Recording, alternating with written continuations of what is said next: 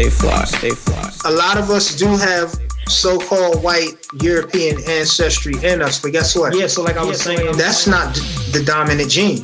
The worst forms of undesirables born amongst us are those whose parents are of different races. There you go. Yo. There you go. Yo. Yeah. So like I was saying, you're listening to The Fly Guy Show. They do everything on the fly and in such a fly manner. Stay fly, stay fly, stay fly, stay fly. All that party. The views expressed by the guests are only the views of the guests, unless we say we agree, unless explicitly stated. Hey, this is Ernie Thomas here on the Volt School Podcast. You're listening to Psycho Vonner's Fly Guy Podcast. Support, like, subscribe, and share. He's saying some good things. Share it. Don't keep it to yourself. Peace, beloved. Peace, beloved. It's Seiko Vonner back with another episode of The Fly Guy Show. The Fly Guy Show is a series of melanated conversations focused on improving our collective situation. And today with me on the platform, we have some really fly folk. They're going to get a chance to introduce themselves. We're starting off with a person who's really going to kind of drive the boat tonight, and that's Brother Frederick Jones L. And then we also have from Sam's Corner, Fly Guy Sam, who'll be chatting with us as well. So tonight's conversation deals with the Indian problem. Now, as a person of African and quote-unquote Native American or Indian descent, I thought that this was going to be an interesting conversation because for years, I've often wondered why I had such a difficult time when I attempted to interact with the Cherokee culture. I would go to a couple of the different gatherings and things of that nature, looking at all phases of my ancestry. And I ran into some pushback in some of the events that I went to. And I was like, oh, this is intriguing. And I had some people who consider themselves, Indian, Native American, whatever term you want to use, who would say things like, unless you denounce, that you're black or denounce that you're of African descent, we can't really accept you. And I was like, wow, this is really intriguing. Really intriguing. So tonight, Frederick Jones Ill is going to delve into that topic, the topic of the Indian problem. And he has some great information that deals with how some of the legally recognized quote-unquote Indian tribes in the United States of America have systematically pushed out and removed some of their brethren or sisterin or family members. Let me say that so I can be more inclusive. I'm working on it. All right. Pushed out some of their family who have African ancestry while maintaining some of their family who have Caucasian ancestry. And they're doing this just before legal financial resources come their way. So I'm wondering if there's, if it's all about the money, So with me today is Sam from Sam's Corner. Sam, tell us a little bit about your platform on YouTube, what you're focused on, and then we're going to chat it up, all right? All right. So my platform is focused on personal finance. As I said in other videos, if we don't work to get our money up, no one is going to listen to our agenda. And as Black people, we have demonstrated throughout history that we can have and do have economic power, that we can save, that we can invest, and that we are actually part of the production process and not consumers. But as time progresses, some things have fallen by the wayside, not for all of us, but for some. So my platform is really designed to give all of us, or really to help us, to really get back on track with our money. Okay. Good stuff. Yeah, we definitely need to get back on track. Got to get back on track. So, Brother Frederick Jones Ill, you're with the Moorish Science Temple of America, and you're going to really kind of drive the boat tonight, man. Tell us a little bit about yourself, what you're doing, and then let's jump right into the topic, bro. Yeah, true indeed. So I'm Frederick Jones Ill. I am a card-carrying member of a lawfully chartered Moorish Science Temple of America. A little bit about myself is I'm a community activist here locally where I am in Atlantic County, New Jersey. So before this COVID-19 outbreak, we did different things like we would feed the homeless every Sunday. We would attend community advisory board in different municipalities in the county where I domicile. We would facilitate and also attend town hall meetings, all right, in and around the county, for me. We would also just go around and do community outreach, see what certain people's gripes are, see what improvements need to be made in the community. Get in touch with what's called the Neighborhood Community Outreach Program, which there's different designations and awards where I am. And also what we would do is we would also just interact with the community in general and see what their basic needs were without really addressing nationality. Without really addressing the nationality aspect of it, simply because some people have a tendency to shy away from what it is that you're propagating if you aren't talking about blackness, black this, black that. So that's some of what we do in the community, and so. Well, let's go ahead and tap into the conversation for tonight, man. You brought this to my attention that there were legally recognized Indian tribe, quote unquote Indian tribe, Native American, indigenous people, whatever term you want to use, who were systematically the same thing, removing members of the tribe who had African ancestry at the time when they were getting some type of financial resources or benefits. Tell me more about that, bro. Well, I missed the first part of what you were saying. You kind of cut out for 10 seconds or something like that. So, okay. What I was saying that is, you brought to my attention that there is this quote unquote Indian problem. Yeah. And you said that American Indians do birthright theft and institutional racism on so-called blacks. So tell us more about that. Yeah, truly. Well, there was an article some time ago that I had came across, which just basically talked about the Creek Nation in Oklahoma. And what they were doing was they were practicing segregation, all right, institutional racism against their so-called black members. And I'm saying so-called not to say that that I deny my people who say that they're black, but I'm saying so-called because we know that black is a slave tag at law and isn't a name that belongs to the human family or to the families of nations. So that's why I say so-called, but I don't say that to reject those that subscribe to the black designation. But anyway, all right, so if Sam and I use the term black or African American, you're not going to cut our necks off. No, of course not. Of course not. It's peace. All right, peace. That's what's up. All right, so you were saying that the Creek Nation did what? So I came across an article, which I sent in the link, where the Creek Nation of Oklahoma, what they did was... Did he go mute for you too, Sam? Yeah. Okay. For some reason, Frederick Jones L went mute. I'm not sure why. Yeah. All right, Frederick, unmute yourself, brother. And the link that he's talking about, I just posted in the chat.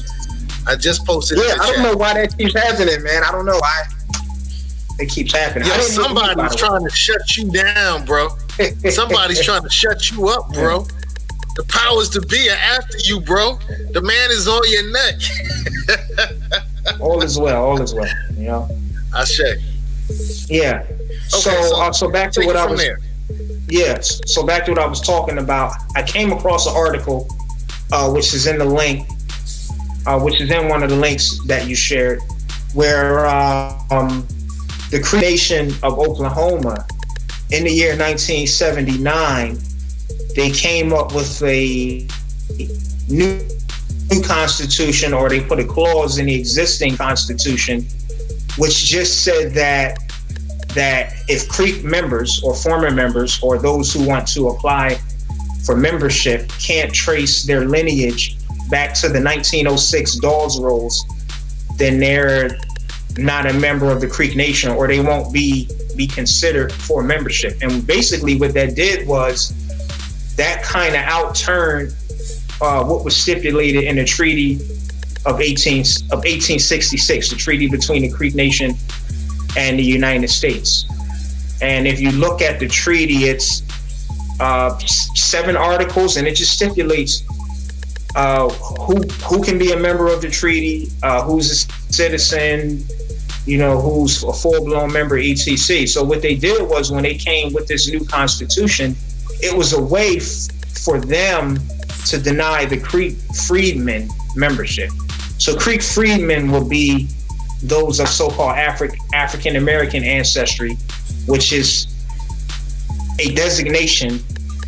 Those saying, them designating somebody as a Creek freedman is separating them from a regular Creek member, so to speak.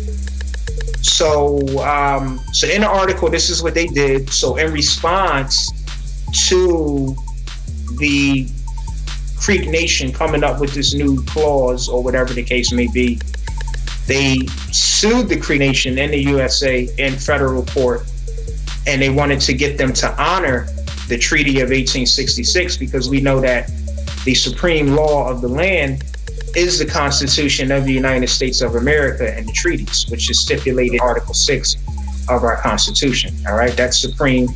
And also the 14th Amendment gives citizens of the United States of America and those subject to the jurisdiction and all other persons equal protections of the law. So they were standing on the Constitution and treaties being supreme. So, bro, you speak with such legalese, a lot of legal terms there. Is that important for our people to get a grasp on? What do you think? Sure.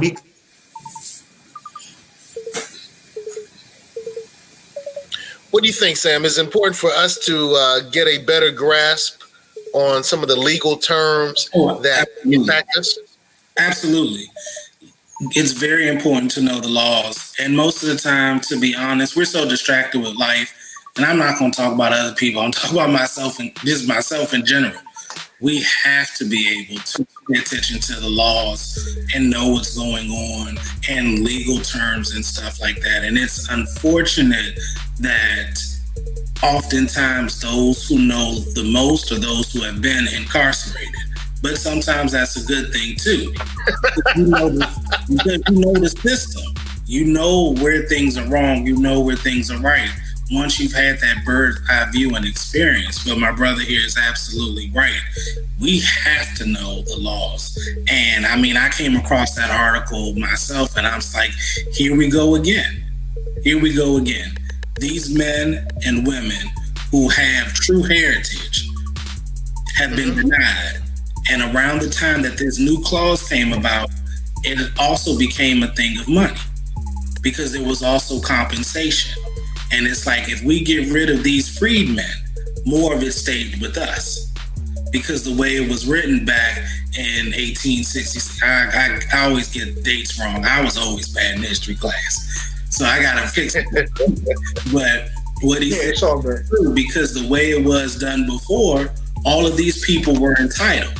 And then all of a sudden, they were no longer. So I want to talk anymore because I want to hear more about what he has to say. Yeah, all right, keep going, brother. So basically what I was saying before I got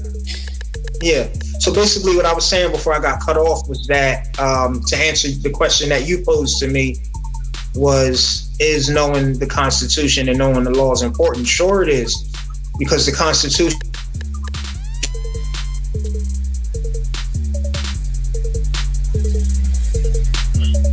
Yeah, that's that stuff again, bro. Yeah, that's that stuff again. Now, the great thing about what's happening is Frederick left us a whole lot. He gave us a lot of information. So those of you who are, watching, if you're on Facebook or if you're able to, chat with us on YouTube, you can leave us a message and we'll answer that information. You're watching the Fly Guys show. We deal with melanated conversations to improve our collective situation. I just posted one of the links. So if you go to this link, everything that Frederick Jones Zell is talking about can be found. Everything that Frederick Jones Zell is talking about can be found in this link right here. This link right here. Yeah. So follow that and you can find he has a plethora of information that he's going to go over. All that information can be found. Frederick Jones L. Yeah, so like I was saying, again, the Constitution is the contract that you live under, and it's a contract between the constituents and those who serve us, those that swore an oath, those who raised their hand, whether they swore or confirmed, to do right by those that have the superior claim, which is the constituents, which is us. So it's very, very, very important. I know it sounds corny to some. I know it sounds like fantasy land and that ain't going to work. And I know that a lot of times people see what's going on in current events and they look at the news and they see how we're mistreated. And I get that. So I'm not saying that just being able to recite what it says in the supreme law of the land is going to be the end all to be all. However, it's still good to know the laws that was put in place to protect you and know how to call it to your protections. Know the supreme law of the land. It's very, very important. Know what those Reconstruction amendments are, the 13th, the 14th, and the 15th amendments.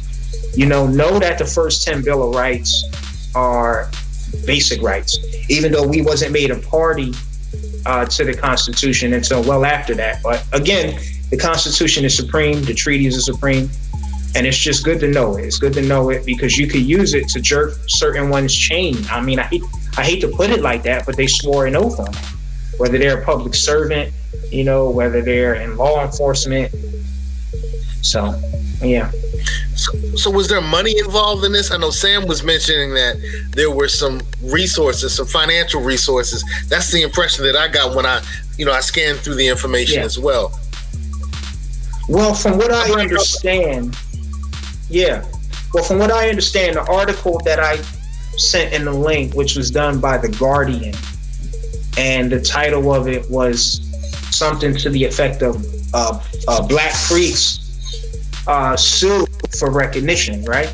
So, from what I understand, the Pamunkey Nation of Virginia, they wanted to be in accordance with the Racial Integrity Act of 1924, which was something that was brought about by an individual named Walter Pleckler, who was a white supremacist, and he belonged to an organization, which I don't have it in front of me, but I'll pull it up in a second. Mm-hmm. And he felt like a lot of so-called blacks were escaping the racial segregation laws by being able to classify themselves under the Racial Integrity Act.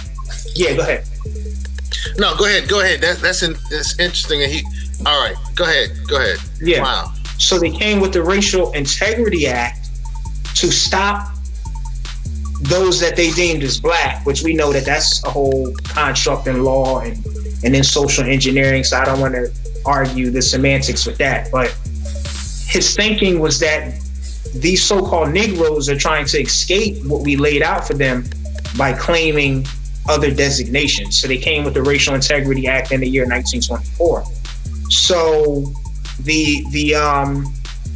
a lot of the tribes, but like the Pamunkey Nation, what they wanted to do to be in accordance with this Racial Integrity Act was they adopted their own tribal laws that said that any member that marries or amalgamates a so-called black, you will be banished from the tribe. So when if I'm not mistaken, this Racial Integrity Act was overturned by Virginia versus Loving, 1967, and I'm going to pull that case up as well. But when this Racial Integrity Act was overturned, the Pamunkey Nation kept their racial laws on the books. So this has become an issue for them because they're undergoing, or they're being examined rather, for federal recognition. And of course, they want to open up a gaming establishment in the state of Virginia. So this is one of the things that they're being examined for. So, yeah. Right. They're trying to open up a casino here in Hampton Roads in the Norfolk area. And you said this was interestingly connected with the Loving case. And that sister was interesting because even though she was of African descent, she denounced her African descent and only claimed to be simply of Native descent. Is that correct? Well, from what I've seen, the Loving was the husband of the African American woman that was going to marry him. So I think Loving would have been her married name. So they were suing because they married illegally, because the Racial Integrity Act of 1924 hadn't been overturned yet, and they were jailed for a year. So then they took their case up to the highest court in the land, and they were found to be credible, and they were found to have had their 14th Amendment rights violated, which the 14th Amendment has an equal protections clause in it to all citizens and all other persons, regardless of ancestry. So, yeah. Okay. Well, I just think it was interesting because, Loving versus Virginia. She denied any African ancestry in some of the documents I read about her. And all right. I thought it was interesting because during quote unquote Black History Month, their case was brought up in two of the schools that I work in. So I just thought it was kind of interesting. All right, continue, brother. I didn't know about this Racial Integrity Act. Did you know about this, Sam? No, I never heard of it. Yeah. Wow. Intriguing. Yeah. Continue, good brother. Yeah, true indeed. So basically, so this Racial Integrity Act of 1924, which was something that was spearheaded by this individual by the name of Walter Pleckler, again, who he belonged to an organization called the Anglo-Saxon Clubs of America. All right, and that was like it was a white supremacist organization, but it was like a KKK for the elite class. All right, so it was founded in Richmond, Virginia in the year 1922. And Walter Pleckler, again, he belonged to this organization. He was the head. He was the son of a returned Confederate veteran. All right. He also was a part of the Presbyterian Church, but like a Southern branch where they had like these racial ideologies, where one of the things that they held near and dear to their heart was that they would say that the cities of Sodom and Gomorrah, which we know that story from the Old Testament, was destroyed due to racial intermixing, which I haven't seen that in there, but this is what they say. So this is some of the... Yeah, go ahead. That's interesting because the Presbyterian Church, my mother grew up in the Presbyterian Church. And interestingly enough, she was supposed to go to one of their Presbyterian schools. Being a presbytery, she applied, she was accepted. I don't think the application asked about background. And when they found out that she was of African descent, they said, "Nah, you ain't coming here, boo-boo." I got you. So she ended up going to Clark, Atlanta. It was really intriguing that even though she was a member of the Presbyterian Church at that time, she Right. was denied entry into the Presbyterian Church's college. And I can't tell you which college it was. I know that she lived in Atlanta, Georgia, in that area. So continue, good brother. Yeah, so this individual, Walter Pleckler, his background is the whole Southern Presbyterian Church, where they believe that God destroyed the cities of Sodom and Gomorrah due to racial intermixing. Again, he was the son of a returned Confederate war veteran. And again, he was a member of this Anglo-Saxon organization called the Anglo-Saxon Club of America and whatnot. And, so with these things,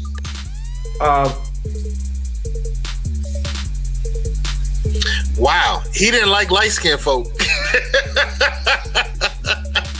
Right. Racial segregation, they would... Yeah, go ahead, I'm sorry. I'm just saying, I'm looking at some of the things that he said, and this is attributed to him. Now, this is Wikipedia, so, do your research. But here are 3 quotes from Walter Pleckler. Walter Plecker. Let us turn a deaf ear to those who would interpret Christian brotherhood as racial equality. Interesting. See? The sickening and saddest feature, the considerable number of degenerate white women giving birth to mulatto children. Wow. Reportedly, he said that in 25. He was snapping in 1925. Yeah, he was something, man. Yeah, insanity, tendency to crime, and immortality are almost surely transmitted to their children, especially when both children are of the same class. The worst forms of undesirables born amongst us are those whose parents are of different races. There you go. There you go. Yeah. So, So what else I was going to say was, during that era of time, when he was in the flesh, the state of Virginia had determined that the number of individuals who claimed mulatto was down. It was down in numbers. So they had thought that there was less mixed marriages taking place, meaning marriages between European so-called white people and Asiatic so-called black folks. But Walter Pleckler said, no, that's not what's happening. What's happening is Negroes, so-called, are claiming white, those that can pass for white, who would be deemed as mulatto. So this is what his ideology was. So this is what his reasoning was for lobbying on behalf of the state to come up with this Racial Integrity Act. And he was also the first head of the Virginia Department of Vital Statistics. And he served in that seat or that role for a very, very long time, until the 1940s, if I'm not mistaken. So Intriguing. But let me just say this so that I don't derail from what I'm talking about. I only brought him up to show why the Pamunkey Nation would adopt some of the ordinances that it adopted, because they wanted to be in accordance with what the state of Virginia was saying. And they wanted to be in accordance with that because their reservation in Prince William County, am I saying that right? They had so-called white settlers that wanted them off that land. So they thought that if they would be in accordance with what the status quo was, their burden wouldn't be as tough. So that's why I brought up Walter Pleckler and the whole Racial Integrity Act, because it has to do with the Pamunkey Nation and their practices during that era of time, stemming all the way up till now. Are you giving them a hall pass?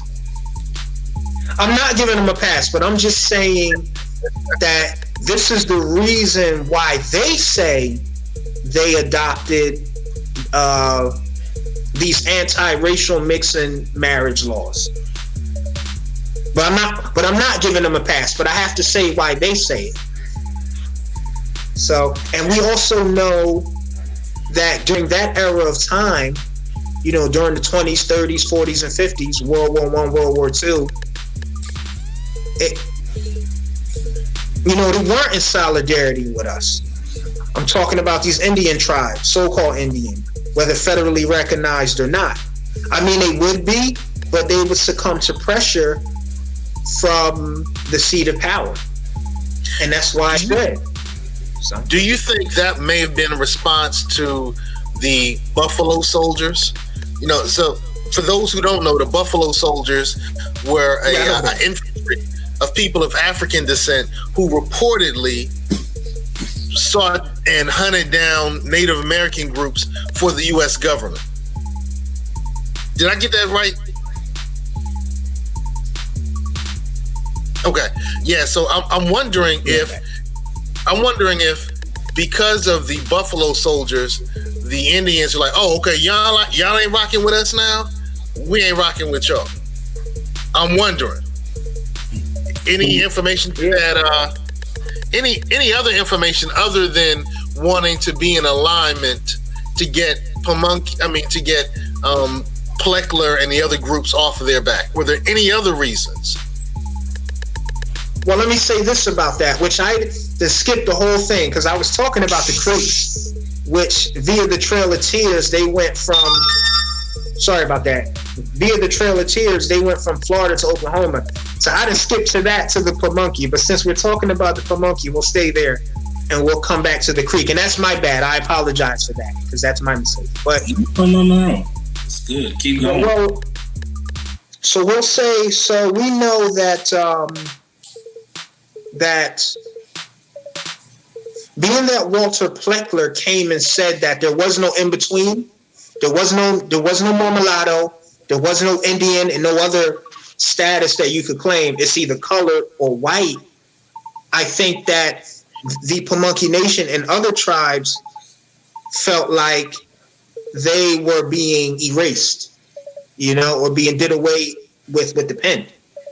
So I think that they came with their customs saying, if you're this, like if you're claiming colored, which is what they say is black now, and not this, then you're not truly an Indian. So I'm just saying that to say, not making excuses for the Pamunkey Nation, but the things that they did was absolutely based on what the so-called white man had done. Because maybe if Walter Pleckler and this Racial Integrity Act never came into force, maybe we wouldn't have this strife between so-called black members of the Pamunkey Nation and the Creek and those who say that they're true members. You see? Okay. All right. Hey, Brother Sam, man. Any thoughts so far, man? Any thoughts? I mean, this is all good information. But I don't want to jump because he's going to talk more about the Creek, because one thing that we forget in our history is that Native Americans also had slaves. There were some tribes that did, and not a lot of people are aware of that. But also, and I was going to get into that. Oh yeah, see, that's why I didn't want to really say nothing, because I'm like, so I'm not really trying to say a whole lot. But when I tell you this, when you think about what membership meant, and in the article, that's a very good article that he referenced, because if you're not a member, you're not getting a check. And I'm not saying that it's about money, but think about it. You're a member, you're a part. You receive part of it because you're a part. You're a member. You're part of our tribe. Yeah. And to exclude certain people was also to exclude rights and privileges that were associated with it. But I'm not going to say nothing more. I want to hear more of what he got to say. Yeah, it's good. No, but you mentioned something that was key, dear brother. You mentioned something that was key, and I'm glad that you brought that up, because there were tribes that owned slaves. However, we also know that a lot of our people who were freedmen went to the tribes and were never slaves of the tribes. Right. Then you also had our people, those of our people who was never slaves, never, and owned slaves themselves and had some type of standing with the tribes. Then you had our people who were slaves who was never freedmen, never reached the status of freedmen, who were slaves of the tribes. So you had all kinds of things going on. And I think sometimes this is what the history fails to show. They only want to push one narrative or a piece of the truth, which is what we call half-truths, instead of the whole divine truth. But you are correct. Some tribes did own our people. I would never deny that. So, but back to me speaking of the Creek freedmen, because that's what I was speaking on first. So the issue between the leadership in the tribe, all right, who are European so-called white men and who are what those like to call Red Indians, they came up with something in 1979 to kind of outturn or do away with the standing that some of our people had via the Creek Treaty of 1866. So the Creek freedmen, who were deemed freedmen. Interesting. I tell you, and our people are being inordinately impacted by these type of practices. This article here talks about Sister Jasmine Anderson, who spent more than 5 years working to gain recognition for herself and her relatives in the Pamunkey tribe, who was members and who wasn't members in Virginia. Yeah. I didn't cut off, did I? Yeah, you cut off, bro. But it's okay. And I was looking at Jasmine. Jasmine's kind of fly, so I enjoyed that aspect. Yeah. What up, boo? So I cut off, but it's all good. Always get in trouble. That's why you always get in trouble. Yeah. Yeah, Jasmine Anderson. But basically, what I was saying was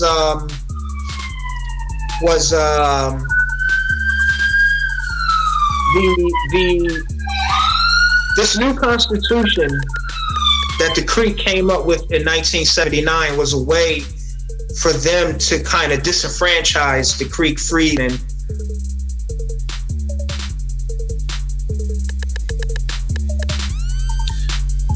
Yeah, and I mean, disenfranchise is probably... I'll tell you where that $5 Indian term came from.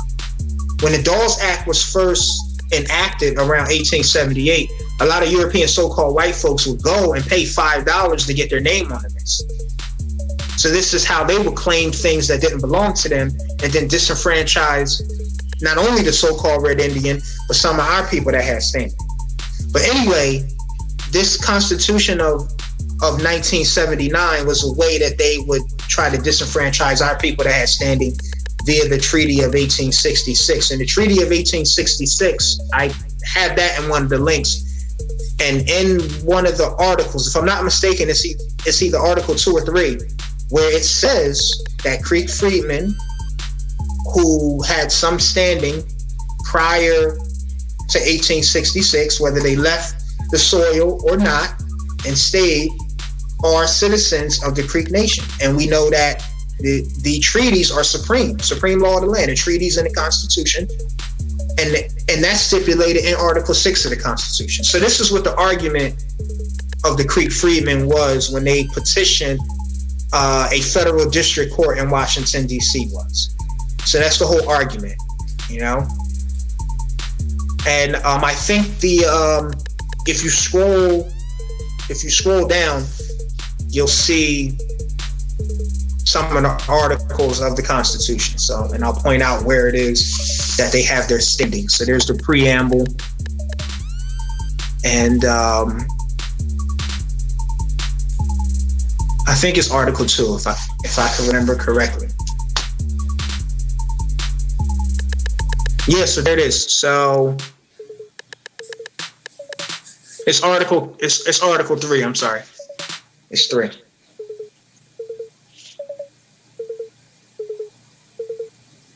Article 3. Yeah, I think it's 3. Because it talks about the freedmen. So I'm going to pull it up on my own while you have it there. Okay. So we'll see. Okay. What I think really is intriguing is this post-Civil War division of the Indian Territory. Mm-hmm. That's really intriguing to me. Yeah. So I can see that the fight was not over simply the money, but it was over resources as well. Because it looks to me like, yeah. Okay, so land ceded to the U.S. government by the 5 nations. Wow, so they had to give up some of their land. Okay, so yeah, they gave up some. They were forced to give up some of their land, so they wanted to get something out of this. Yeah, well, that's what they did with that was kind of like the precursor to the Dawes Act that came some years later, in between 10 and 20 years later. And they did that so that they could kind of like have land put in a trust and, have some things awarded to them. And then on the flip side to that, they would give the U.S. government gave land to so-called white settlers. So the deal was for them to be put on a reservation or to be put on a certain tract of land and not have as much land as they had previously, which they lost like 100 million acres of land. I'm talking about the so-called Red Indian. And of course, our ancestors who was disenfranchised, only to be stuck on a reservation and to be given, I don't want to use this term, but to be given what I call federal welfare through the BIA, which is the Bureau of Indian Affairs. Because that's essentially what they get. They get a stipend every month. They get basically welfare programs just on a federal level, whether it's housing, whether it's free schooling, etc. So, yeah. Well, it looks to me like in this treaty, like you were saying earlier, it was stating that, that people shall have and enjoy all the rights and privileges of native citizens. And in the earlier portion, they were saying this was our nation, right? And these people shall have and enjoy all the rights and privileges of native citizens, including an equal interest in the soil and national funds of federal government monies, and the laws of said nation shall be equally binding upon and give equal protection to all such persons and all others of whatever race or color who may be adopted as citizens or members of said tribe. So if I'm understanding you correctly, you're saying first they said one thing and then they did something else. Is that correct? Yeah, correct. And, it's just kind of, that's the tail of the tape. They always create these documents, right? Whether it's the treaties, it's the Constitution, again, which is supreme, and whether it's all other inferior laws. And then they swear oaths on these documents, and then they go behind that, and then they do something other than what they already agreed to do. And it's just kind of like, how moral are these people? And then you get the Indian tribes or the federally or state recognized Indian tribes, and at the point of a sword, they follow suit to disenfranchise our people. And this is why I said that the title should be institutional racism and birthright theft, because they're denying our people life, liberty, and the pursuit of happiness. You see, why are our people designated a color? You see, why aren't we just American citizens? Why aren't we Creek citizens? Why aren't we Dominicans, so to speak? Why are we designated a color or the various slave tags, but everybody else, they're not called something that identifies them by their complexion, only when we're dealing with us. But then our people, we're so programmed, when we deny the black status, our people have a tendency to think, oh, he's saying or she's saying that they're not one of us. No, we're rejecting the brand that the European, some, because not all, some are for us, but that some Europeans use to steal your birthright And I can't stress that enough. I love my people. We love our people. But we got to know what was done so that we can know how to counter it. And, back to my point, the Creek and other state or federally recognized tribes are doing the same thing to us that the European has done. And it's just at the point of a sword. So, and I'm going to pull up this piece of the Constitution. Yeah, so it's Article 2. It's actually Article 2 of the Constitution, and I know where it is. I'm going to read some of it if you don't mind. Go ahead, brother. Go ahead. So this is the 1866 U.S. Treaty with the Creek Nation. All right, you know the preamble. We already went through some of Article 1. All right, so Article 2 says, starting from the top, it says the Creeks hereby covenant, which a covenant is just an agreement or promise, and agree that henceforth, meaning from now on, neither slavery nor involuntary servitude, otherwise than in the punishment of a crime, right? Which the 13th Amendment covers that. It says, whereof the parties shall have been duly convicted in accordance with laws applicable to all members of said tribe shall ever exist in the said nation.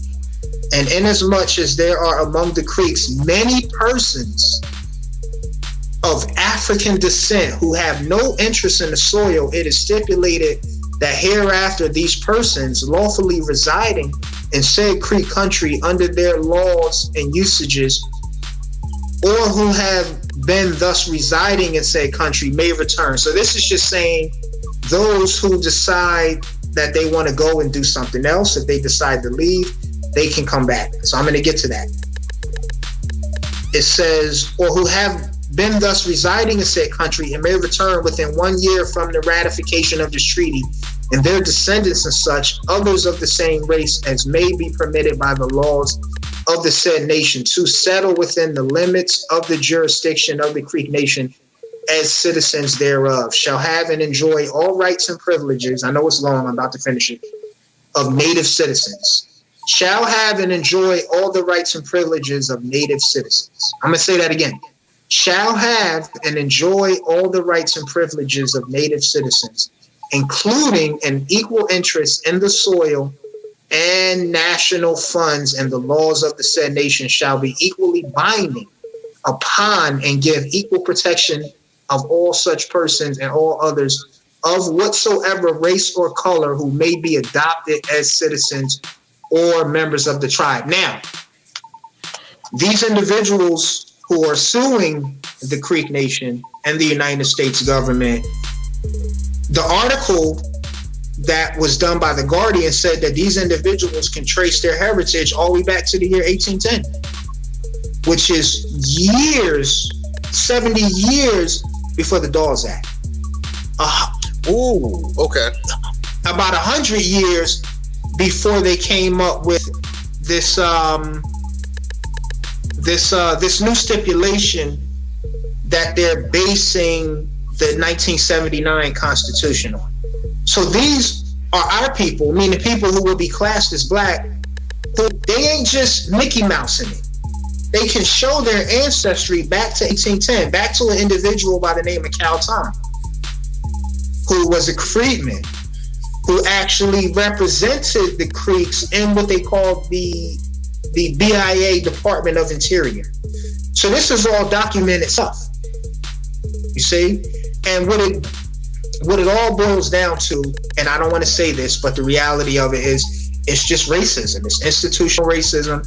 It's birthright theft. And the reason I say it's birthright theft, I'm saying that based on with the Universal Declaration of Human Rights of 1948, which was something that was done within the UN, and the Declaration of the Rights of the Child of 1959.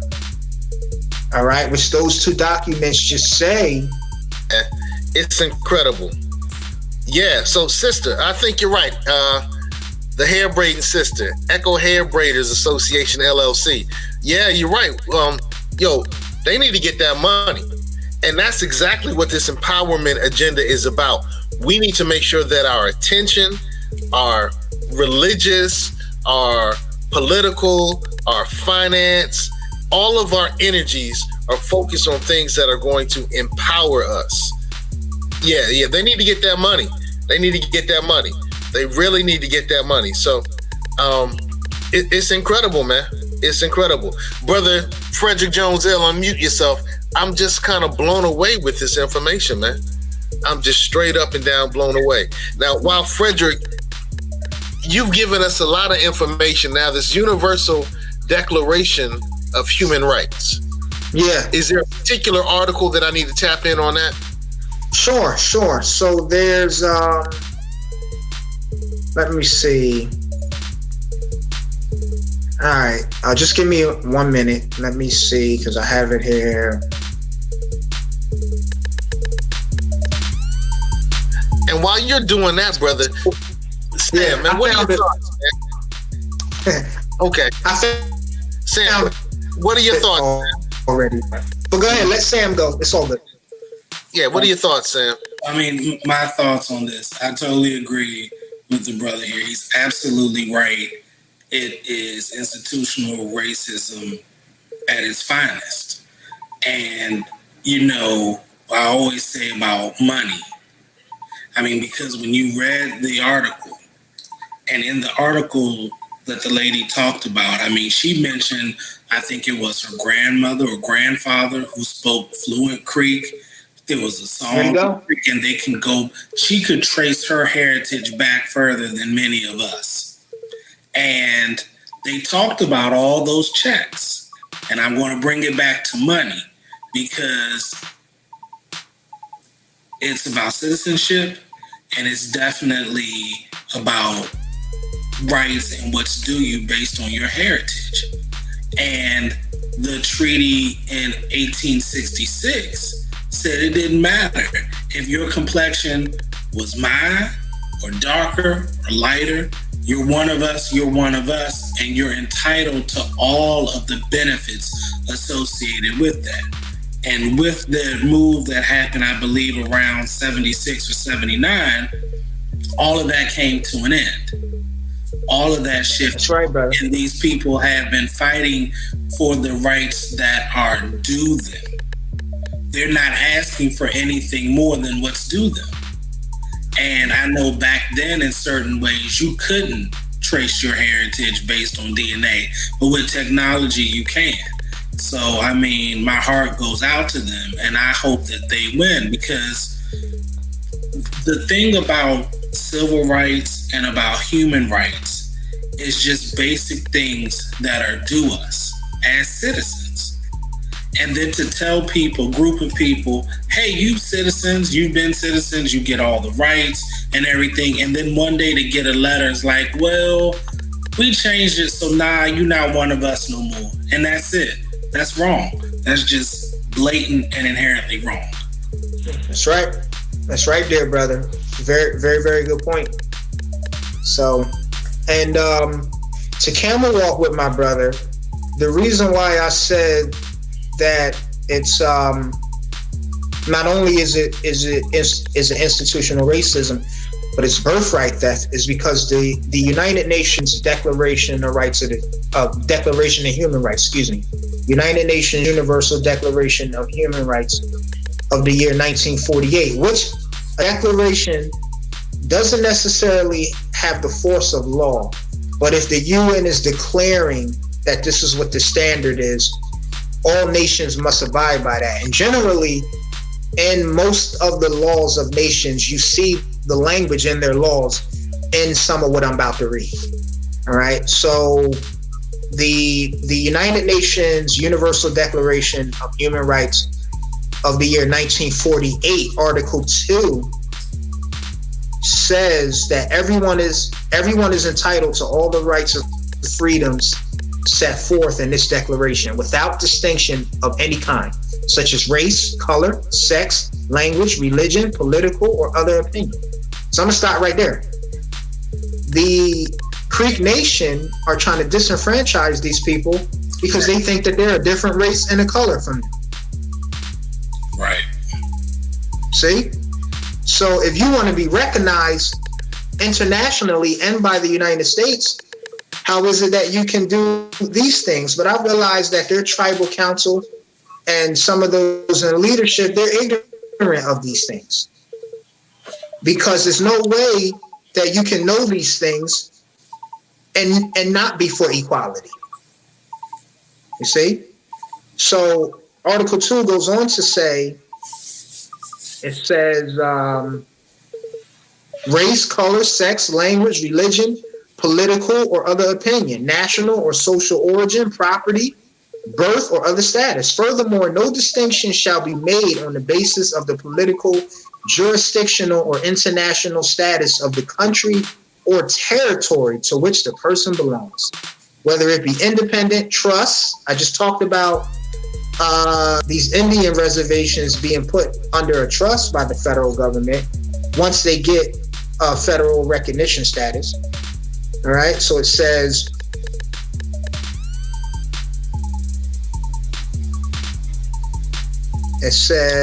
trust, non-self-governing, or under other imitation of sovereignty. So essentially what that is saying is you can't be disenfranchised on the basis of the very things that this tribe is using to disenfranchise our people. And it's just a travesty.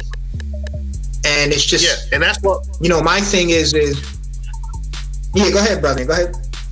Your thing is right, man. We need to get on code. That's why we need to get on code. On code. And look, we have 4 minutes left, brother.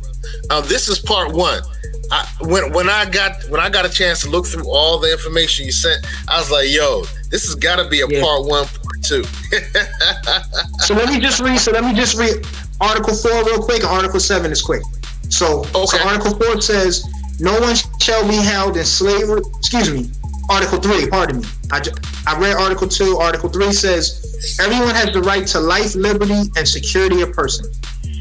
Article 7 says, all are equal before the law and are entitled without any discrimination to equal protection of the law. The 14th Amendment to our Constitution says that. And it says all are entitled to equal protection against any discrimination and violation of this declaration.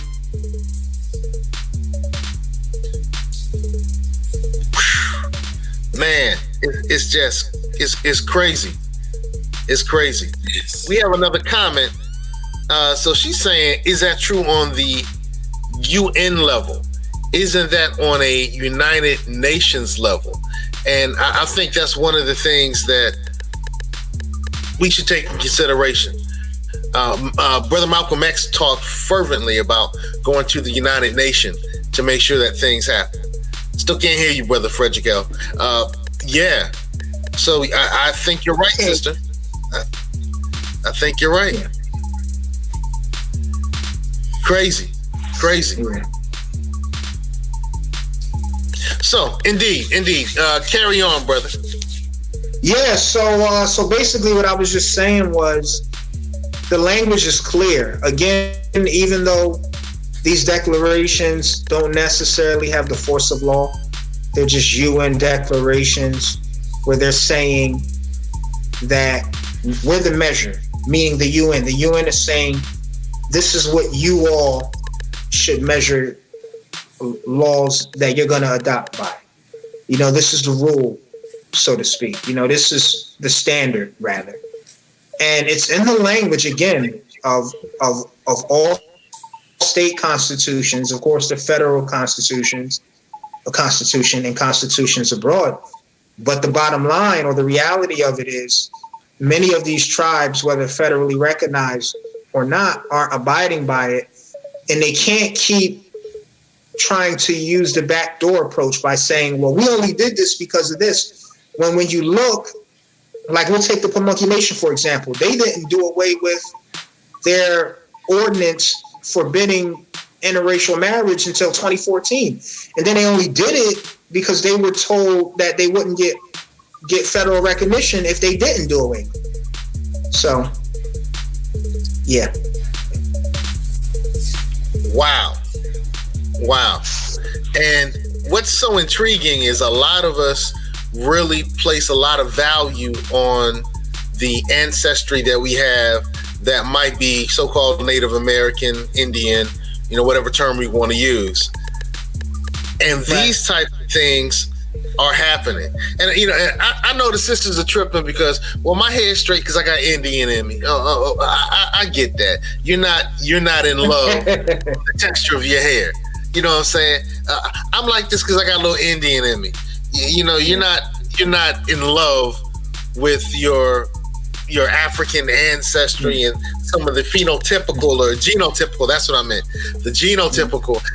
The way I learned it in biology class was phenotypical were traits that you can't see, and genotypical were like genes. You can see them genes. Yeah. Facts. And let me say this too, dear brother, because I don't want this to get lost as well. A lot of our people who claim to be indigenous, they're not saying it to say that they're not so-called quote-unquote African, or that they're denying their so-called African or black roots. They're saying it in the sense that our people was all over this planet before slavery. So they're not saying it in the sense that they want to amalgamate with the so-called Red Indian. They're saying it to say that all 162 million square miles of the planet is ours. So that's essentially what they're saying. Some of our people, when they say that they're indigenous. So they're saying before the so-called Red Indian. Also, let me say this too. The Cherokee and the Seminole nations faced a suit similar to what the Creek is facing, and they lost. All right? So I'm saying that to say so-called black members of the Cherokee and the Seminoles petitioned whatever court for standing, and they were victorious. Yes, we were. Right. That's one of. So that's one of the history is there. The history is there. It's clear. We've served our time. We've done the things necessary to be a part and parcel. We're not some pariah like how people like to try and paint us. We're human beings and we're citizens. We're citizens of multiple government, and it's time for them to honor all of the things that they say. So, Ashe. Hey, brother Sam, last words. And while you're saying your last words, I'm going to give people a little trailer of what I'm sure good brother Frederick Jones Ill is going to hit on next time. All right, so Sam, last words. Heritage, citizenship, all of those things are important. And what we have to do is fight this good fight. And the thing is, we're not asking for more than what is rightfully due us. And the last thing I'm going to say, because I speak good stuff and then I'm a little bit ignorant too, and I claim all of it. Some people who say I got a little bit Indian, nah, there's some white in you. We don't want to always admit that, but there's some white in our lineage. We got to talk about it. Sometimes we don't want to. We want to ignore it. We want to act like it doesn't exist, but it definitely does.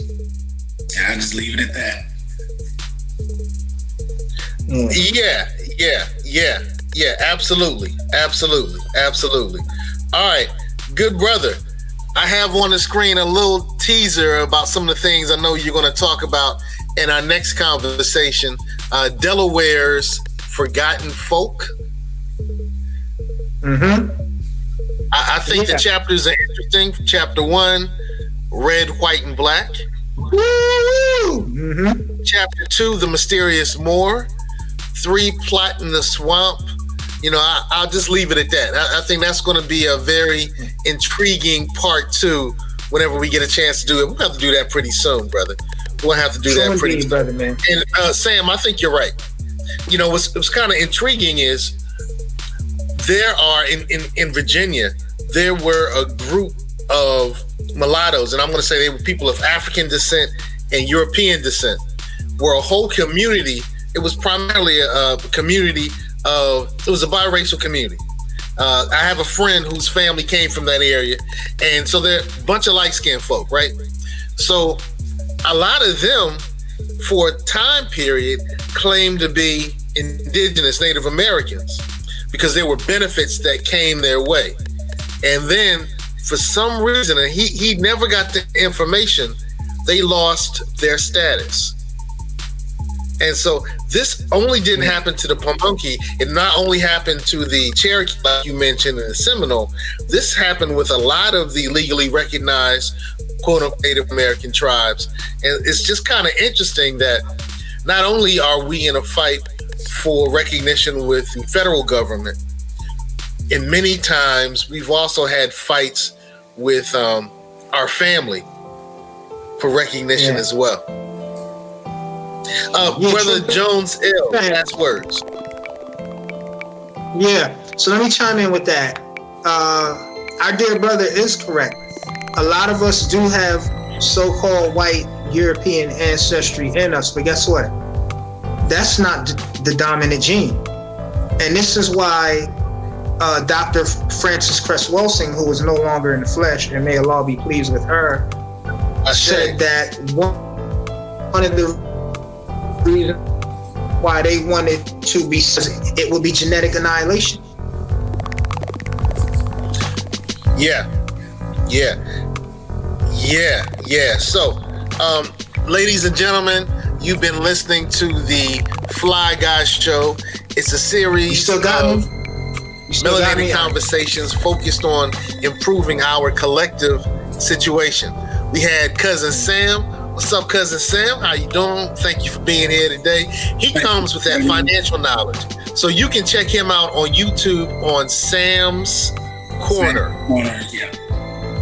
Sam's Corner. And you can get some great financial information. You know, Sam and I are both financial professionals. He's a lot smarter than I am. That's true. Yeah, middle finger you. But we're both financial professionals, so you can find a lot of great information on Sam's Corner on YouTube. And Frederick Jones Ill has a great YouTube channel as well. But, you know, you've been checking out the Fly Guy Show. You find us on Our Black Improvement. On Facebook, you find us on Forward Ever. So keep tuning in. We have some more great content coming your way. And we're always on the empowerment agenda. We're going to make sure that our attention resources, we're going to make sure that our political resources, we're going to make sure that our financial resources, we're going to make sure that our physical resources are used in a way that empowers us. And we're going to have a five-fingered approach when it comes to politics. All right, so there are some of us who can't vote. We have strategies for them. We have some of us who don't want to vote. We have strategies for them. We have some of us, you know, who are just going to be independents, you know, like me. All right, we have strategies for them. And we have those of us who are, you know, blue no matter who, or red, enough said, you know, therefore their political party. Well, we have strategies for all of them where we're telling the seated politicians and the candidates, this is our agenda. And you got to rock with our agenda. We ain't rocking with you. And we're going to keep pushing that agenda and pushing that agenda, because we can't expect politicians to do things for us unless we demand that they're going to be demand. We have to make our demands. We have to make our demands. So you've been listening to the Fly Guy Show. I'm getting a little tongue tied right now, so I simply want to say, hold the line, stay fly. Stay fly, stay fly, stay fly, stay fly, stay fly, stay fly, stay fly, stay fly. The views expressed by the guests are only the views of the guests, unless we say we agree, unless explicitly stated. Stay fly, stay fly, stay fly, stay fly, stay fly, stay fly.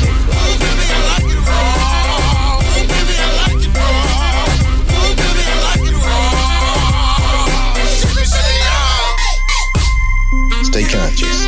Stay fly.